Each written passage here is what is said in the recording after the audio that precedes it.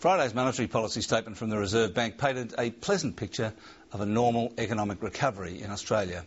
The specific forecasts are unchanged: 3.25% growth this year, 3.75% next year and 4% in 2012, with inflation back above the target range about then.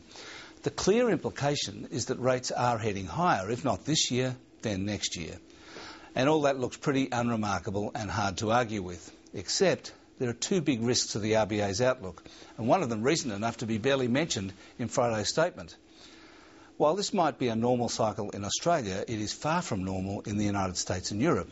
And secondly, the wheat price has taken off like a Bondi tram, and rising food prices are likely to push up inflation.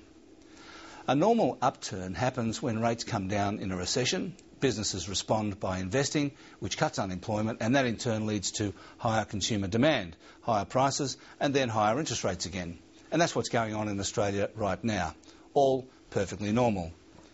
In Europe and America, there is an overlay of structural debt reduction, plus a huge amount of spare capacity. That means monetary policy has been pushing on a string. Even though rates are near zero, businesses aren't investing and unemployment is stuck. It means the rest of the developed world is teetering on the brink of another recession. And even if that doesn't happen, the recovery is far from normal. And on Friday, Russia banned wheat exports, which was just a trickle anyway because of the drought.